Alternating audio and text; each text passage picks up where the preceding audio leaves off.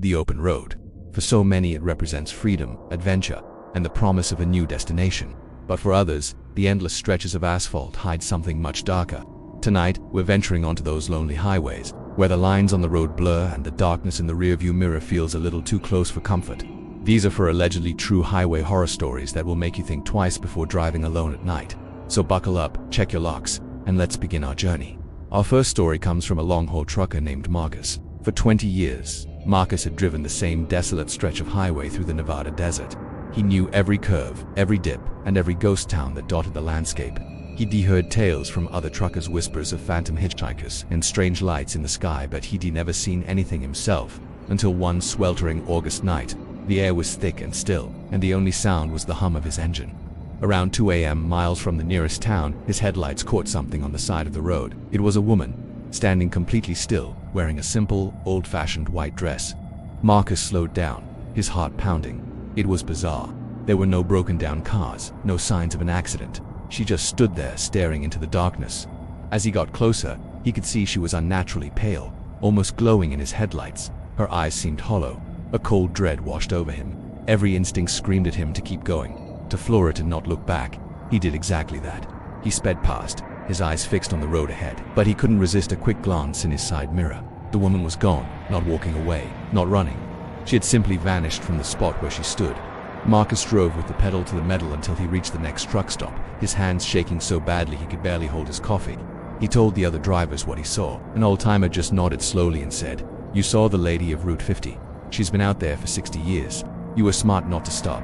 Our second story takes us to the winding back roads of rural Pennsylvania. A college student named Chloe was driving home for Thanksgiving break. It was late, and a thick fog had rolled in, reducing visibility to just a few feet.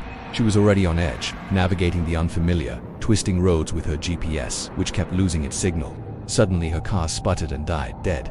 No lights, no engine, nothing. She was stranded in the middle of nowhere, surrounded by fog and an unsettling silence. Cell service was non-existent. Panicked, she decided her only option was to wait for another car to pass. After what felt like an eternity, she saw a pair of faint headlights approaching through the fog. Relief washed over her. As the vehicle got closer, she realized it wasn't a car, but an old, beat-up tow truck. It pulled up beside her, and a large, burly man with a thick beard leaned out. He didn't smile, he just asked what was wrong.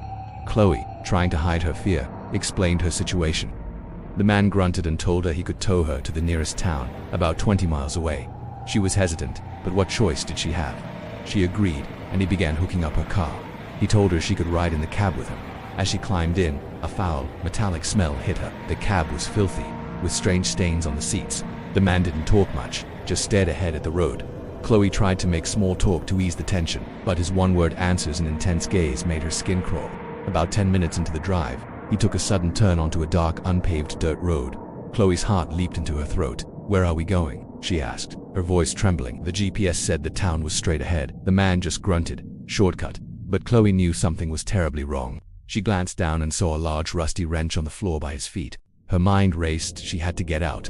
Faking a sudden bout of sickness, she yelled for him to pull over, claiming she was going to be sick. The man, annoyed, slowed the truck to a stop. The second it was slow enough, Chloe didn't hesitate. She threw the door open and sprinted into the dark woods, not daring to look back. She could hear him shouting behind her, but she just kept running, thorns and branches scratching at her skin. She ran for what felt like miles until she stumbled out onto another main road and flagged down a passing car. When she later told the police her story, they turned pale. They knew the tow truck driver. He was a suspect in several disappearances along that same stretch of highway, but they had never been able to find enough evidence to charge him. Her car was never found. Now let's head to the Pacific Northwest for our third encounter. This one comes from a couple, Liam and Jenna, who were on a camping trip in the dense forests of Oregon. They were driving their RV late one night, looking for a place to pull over for the night. The road was narrow, flanked on both sides by towering dark pine trees. It was the kind of place where you feel like the forest is watching you.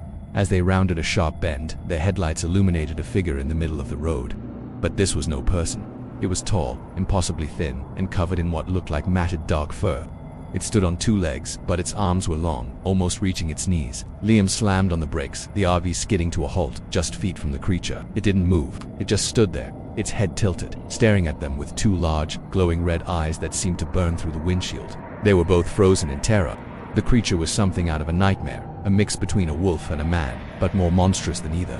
After a few seconds that stretched into an eternity, it let out a horrifying, high-pitched shriek that vibrated through the RV. Then it turned and darted into the woods with unnatural speed, disappearing into the darkness as if it were never there. Liam and Jenna didn't say a word. Liam just threw the RV into reverse, turned around, and drove as fast as he could back to the nearest town. They didn't go camping again. They'll never forget those glowing red eyes or the blood-curdling scream that echoed through the forest that night. For our final story, we go down to the lonely highways of Texas. A salesman named David was driving back to Houston after a late meeting in a small, remote town. It was nearly midnight, and he was the only car on the road for miles. He was getting tired, starting to zone out, when a set of headlights appeared in his rearview mirror. They were coming up fast, too fast. David moved over to the right lane, assuming the driver was in a hurry, but the car didn't pass. It stayed right on his tail, its high beams glaring into his mirror, blinding him. Annoyed, David tapped his brakes to signal for the driver to back off. Instead, the car sped up and bumped into his rear bumper. David's adrenaline surged. This wasn't just an impatient driver, this was something else. He sped up, trying to lose the car, but it matched his speed perfectly, staying glued to his bumper. The car, an old, rusty sedan, then pulled up alongside him. He could see the silhouette of a driver, but their face was obscured by shadow. Suddenly, the sedan swerved violently, ramming into the side of his car. The sound of crunching metal was deafening. David fought to control his steering wheel as the sedan rammed him again and again, trying to force him off the road. This terrifying game of cat and mouse went on for what felt like hours. David was convinced he was going to die out there on that dark highway. He saw a sign for a 24-hour gas station a few miles ahead. It was his only hope. He floored it, pushing his car to its limit, the sedan still ramming him periodically. As he saw the bright lights of the gas station, he swerved hard into the parking lot. The sedan screeched to a halt at the edge of the road, its headlights still on him. David scrambled out of his car and ran inside, yelling for the attendant to call the police. When he looked back outside, the rusty sedan was gone, having vanished back into the Texas night. The police never found the car or the driver. David was left with a wrecked car and a story that still gives him nightmares. From phantom figures on desolate roads to terrifying chases in the dead of night, the open road is full of mysteries. These stories remind us that sometimes the greatest dangers aren't the twists and turns in the road, but who or what you might meet on it. So next time you're driving late at night and you see something strange, maybe just keep your foot on the gas and don't look back. Thanks for joining us on this unsettling journey. If you have a creepy highway story of your own, share it in the comments. We'd love to hear it. Don't forget to like and subscribe for more tales from the dark side. Stay safe out there.